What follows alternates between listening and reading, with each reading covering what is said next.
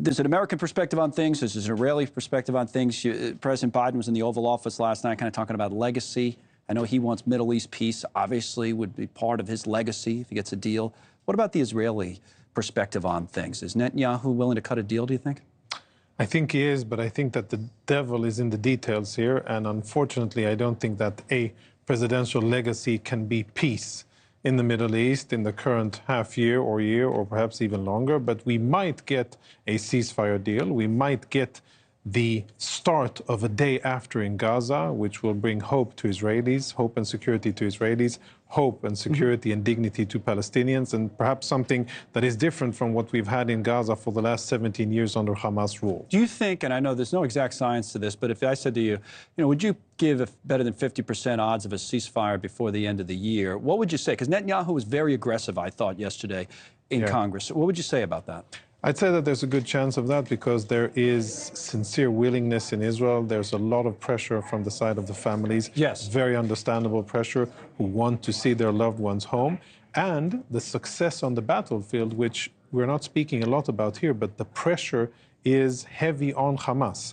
And the heavier the pressure is, the higher the likelihood that they will agree to a deal that will release Israeli hostages and will have them reunited with their families. All right, let's take those in order. So if we have the statement from the families of American hostages, they're meeting with the president and the prime minister today. Let's put that up on the screen. And what they said was, he failed, Netanyahu, to present any new solutions of a new path forward. Above all, he failed to commit to the hostage deal that's now on the table, even though Israel's senior defense and intelligence officials have called on him to do so. What do you say? Yeah, it definitely wasn't the focus of his speech. And I think one of the journalists counted, and they counted the word deal once. Yeah. Iran was mentioned 28 or 29 times, I think, and deal was only mentioned once. I mean, you're used to representing the government, but you can understand now that you're on the outside how someone would be disappointed in that, how these people would be. And I feel their pain. I can only imagine what they're going through.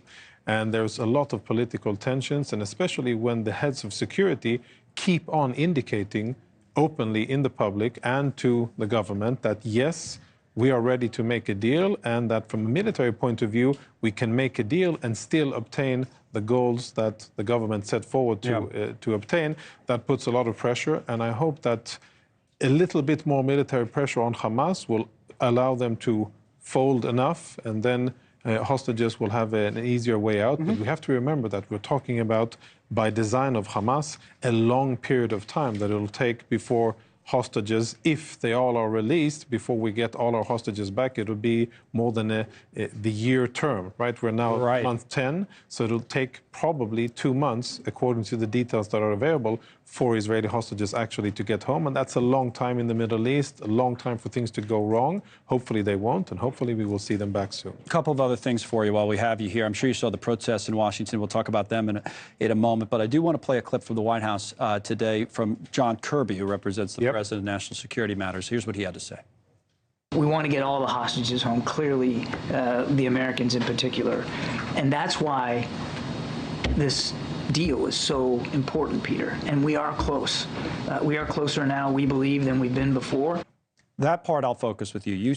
Is that true, the closer now? The closest we've been or closer than we've been, you think? Yeah, we've been talking about the possibility of a deal for months.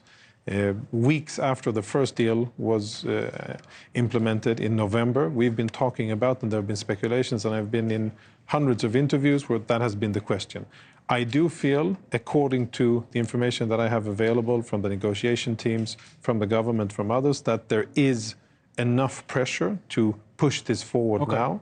And therefore, I am a little bit more hopeful than I've been over the last half year to see my fellow countrymen home. Sadly, yesterday, Israeli commandos raided into Gaza and were able to exfiltrate 5 bodies of Israelis that were killed, 1 civilian and 4 soldiers, which is some solace and comfort for the families to have them now, at least to be able to bury them at home. Some faces and names to those bodies you were talking about on the screen right now, recovered by the very beloved kindergarten teacher in Nichole, the lady to the left. She was loved, and she raised generations in that tranquil kibbutz, murdered in the kindergarten on the morning of Saturday, the 7th of October. Her body dragged into Gaza and held for ransom. The bodies of 4 soldiers were killed as they were fighting and then taken into hostage, and they were hid in an underground tunnel 60 feet below ground. Thanks so much for watching. Just go to joinnn.com to find NewsNation on your television provider. And don't forget to click the red subscribe button below to get more of NewsNation's fact-driven, unbiased coverage.